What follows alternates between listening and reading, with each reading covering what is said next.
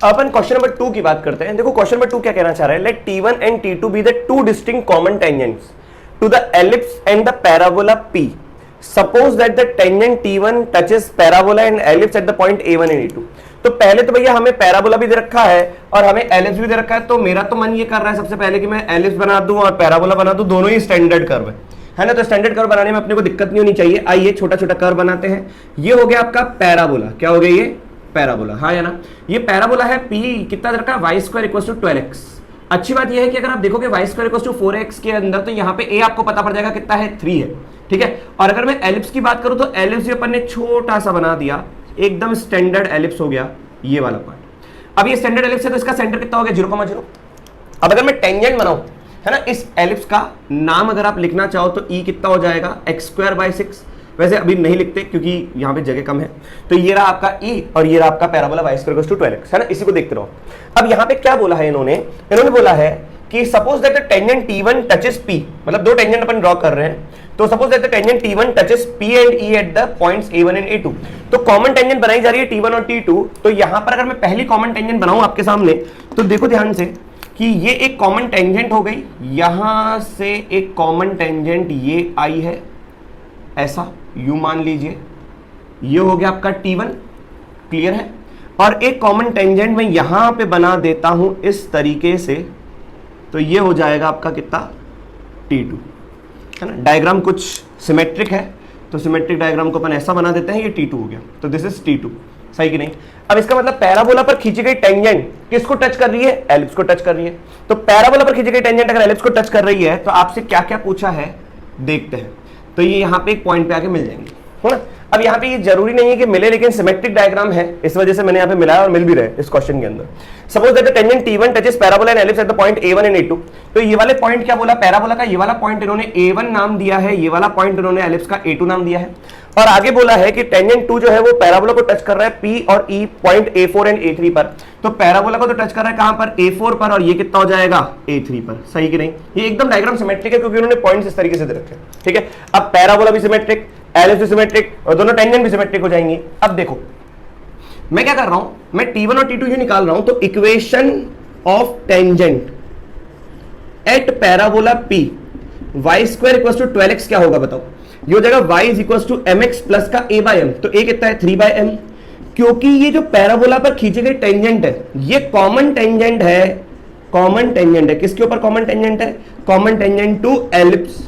इसका मतलब common tangent अगर एलिप्स के ऊपर है तो क्या उसको टच कर रहा है, टचेस एलिप्स। अगर एलिप्स को ये टच कर रहा है इसका मतलब एक लाइन और एक कर्व अगर एक दूसरे को टच कर रहे हैं तो दोनों को सॉल्व करके जो क्वाड्रेटिक बनेगी उस क्वाड्रेटिक का डिस्क्रिमिनेंट क्या होना चाहिए, 0। तो बस अब क्वेश्चन वही हो गया कि आपने पैराबोला को मद्देनजर रखते हुए आपने लाइन तो ड्रॉ कर दी। अब आप क्वेश्चन क्या करो, देखो एक लाइन और एक एलिप्स आपको आपस में टच कर रहे हैं। तो एक लाइन और एक एलिप्स अगर टच कर रहे हैं तो इन दोनों को सॉल्व कर लेता हूं।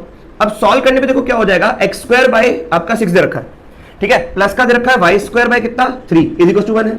अब इन दोनों को सॉल्व कर रहा हूं, किसके साथ सॉल्व कर रहा हूं, y = mx प्लस का 3/m के साथ सॉल्व कर रहा हूं। तो कितना हो जाएगा, x² 6 प्लस का ये हो जाएगा mx प्लस का 3/m का होल स्क्वायर बाय 3 = कितना हो गया 1। पूरी इक्वेशन को 6 से मल्टीप्लाई कर दो। अगर मैं पूरी इक्वेशन को 6 से मल्टीप्लाई करूंगा तो ये हो जाएगा x² प्लस का ट्वाइस ऑफ mx प्लस का 3/m द होल स्क्वायर = कितना आ गया, 6 आ गया। तो कितना हो जाएगा x²। अब इसका होल स्क्वायर ओपन करोगे तो हो जाएगा m² x² प्लस का 9/m² प्लस का 6x हो गया = कितना 6। अब यहां पे थोड़ा सा अपन यहां पे बात कर लेते हैं। ये लिखा हुआ है x² अगर मैं कॉमन लूं इन दोनों में से तो आपकी आंखों में चमक रहा होगा 1 प्लस का 2m², सही कि नहीं। फिर यहां पे अगर आप देखोगे तो ये हो जाएगा 12x, तो ये हो जाएगा प्लस का 12x हो गया। फिर यहां पे देखोगे तो कितना हो जाएगा 18m²। तो 18/m² माइनस का 6 = 0। क्या आपकी आंखों में ये क्वाड्रेटिक नजर आई? अगर आपकी आंखों में ये क्वाड्रेटिक नजर आ रही है तो ये क्वाड्रेटिक कब बनी, ये क्वाड्रेटिक बनी तब जब मैंने लाइन और कर्व को सॉल्व किया। अब ये लाइन इस कर्व को एक ही जगह टच कर रहा है तो इसका मतलब डिस्क्रिमिनेंट क्या होगा, 0 होगा। अगर डिस्क्रिमिनेंट 0 करूंगा तो b² 144 का स्क्वायर 144 हो जाएगा 12² माइनस का 4 a कितना 1 प्लस का 2m² और c कितना आएगा, ये रहा c। इस c में से अगर मैं कांस्टेंट 6 बाहर निकाल लूंगा तो ये हो जाएगा 3/m² माइनस का 1 = कितना 0। अब बताओ 6 24 ये गया। तो यहां पर अगर ये 24 जाएगा तो ये कितना लिखा हुआ है, ये लिखा हुआ है 24 × 6, ध्यान दो। तो यहां पे बचा 6 माइनस का 1 प्लस का 2m² इंटू 3 माइनस का m² बाय m² = कितना 0। तो जब आप इसको सॉल्व करोगे तो ये लिखा हुआ आएगा 6m स्क्वायर माइनस का 1 प्लस का 2m स्क्वायर इंटू 3 माइनस का m square is equal to कितना 0। तो जैसे ही आप इसको सॉल्व करोगे तो आपको m स्क्वायर की एक ही रियल वैल्यू मिलेगी 1। तो m कितना आ जाएगा बताओ, m आ जाएगा plus minus 1 on solving this. जैसे ही आप इसको ओपन करोगे तो m स्क्वायर की वैल्यू 1 आएगी, तो m की वैल्यू प्लस माइनस 1 आएगी। एक और सॉल्यूशन आएगा इसका 2m स्क्वायर प्लस का 3, एक सॉल्यूशन आएगा 2m स्क्वायर प्लस का 3 और एक आएगा आपका कितना m स्क्वायर माइनस का 1। अब देखो मल्टीप्लाई करके देख लो आप, ये बनेगा देखो यहां पे आपने मल्टीप्लाई किया 2m square into m square तो कितना होगा 2m स्क्वायर माइनस का m स्क्वायर, ये हो जाएगा माइनस का 2m की पावर 4 और ये माइनस प्लस हो गया, देखो यहां से आ गया। दूसरा अगर आप इसको देखोगे तो यहां पे देखो प्लस का 3m स्क्वायर माइनस का 2m स्क्वायर तो माइनस का m स्क्वायर बनेगा। तो यहां पे देखो 3m स्क्वायर देखा, ये देखा माइनस का m स्क्वायर प्लस का 6m स्क्वायर और ये माइनस का 6m स्क्वायर, तो ये माइनस का 6m स्क्वायर प्लस का 6m स्क्वायर। तो पूरा कैंसिल आउट होने के बाद जब आप इसको सॉल्व करोगे ना तो ये पूरा सॉल्व होने के बाद m स्क्वायर माइनस का 1 एक फैक्टर आएगा और 2m स्क्वायर प्लस का 3 एक फैक्टर आएगा इक्वल टू 0। तो ये तो 0 होने से रहा, तो ये 0 नहीं होगा तो 0 क्या होगा, m स्क्वायर की वैल्यू 1। तो m की वैल्यू क्या आई प्लस माइनस 1, हाँ या ना। क्योंकि जगह कम है तो मैं ऐसा काम कर देता हूं कि इस पूरे वाले पार्ट को हटा देता हूं। आप वीडियो को पॉज करके बिल्कुल लिख दीजिए। तो d0 करने के बाद हमारे पास जो m आया वो आया प्लस और माइनस 1, सही कि नहीं।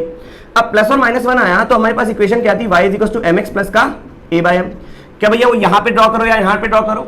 अब इसको a को क्या लिख दूं 3 लिख दूं, तो यहां पे m की एक वैल्यू कितनी आई 1। तो बताओ t1 कितना हो जाएगा, t1 हो जाएगा y इज इक्वल टू ये हो जाएगा x प्लस का 3। और अगर m की वैल्यू में माइनस का 1 रखूंगा तो t2 कितना हो जाएगा y is equal to minus x minus का 3। बोला हाँ या ना। यहां पे देखो 1 रखो और एक बार माइनस 1 रखो, t1 t2 आ गया।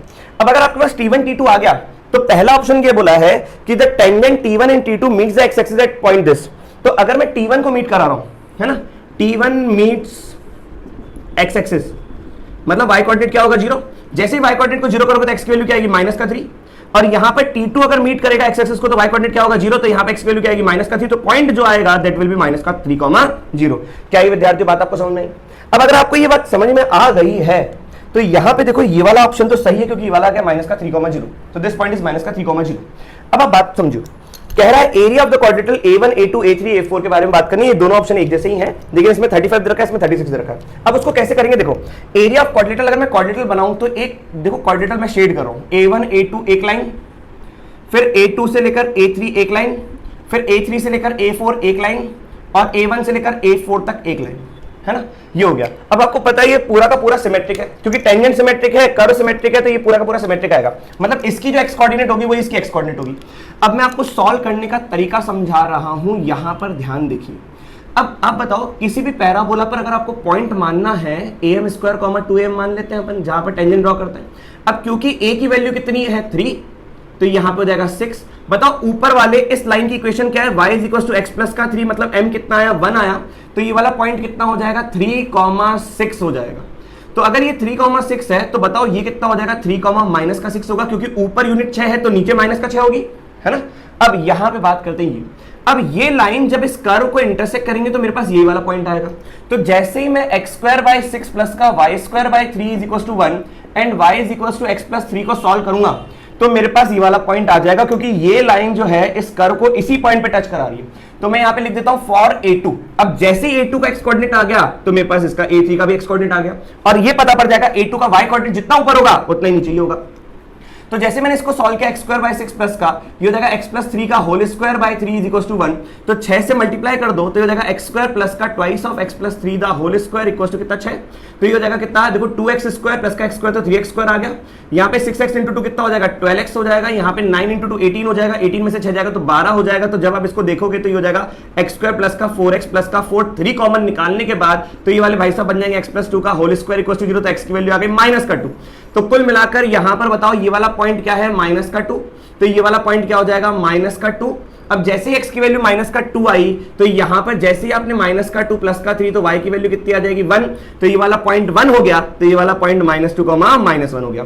अब आप देखो कि आपको इस वाले पार्ट का एरिया चाहिए तो एरिया निकालने का सबसे गजब तरीका मैं आपको बताने जा रहा हूं, उसको देखिए। अगर कोई क्लोज फिगर है तो उस क्लोज फिगर में जैसे क्वाड्रेटल है तो उस क्वाड्रेटल के चारों वर्टिसेस पता है, तो क्लोज फिगर का अगर आपको एरिया निकालना है तो शॉर्टकट देखो क्या होगा 1/2 ये हो जाएगा ब्रैकेट, इसके अंदर 2 के डिटरमिनेंट और बाहर लगेगा क्या मॉड बहुत बड़ा वाला। तो 1/2 ये ब्रैकेट हो गया। अब पहली लाइन को पकड़ लो a1 a2 को, तो जब मैं a1 a2 को पकड़ूंगा तो ये हो जाएगा 3 6, ये वर्टिसेस आपने रो 1 में लिख दी और ये आपने रो 2 में लिख दिया 2 1।